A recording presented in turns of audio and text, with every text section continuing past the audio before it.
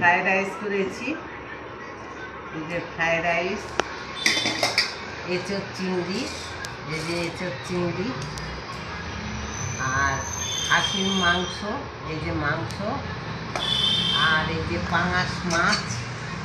পাঙাশ মাছের কালিয়া, আর এই যে টমেটোর চাটনি, আর এই যে শসা।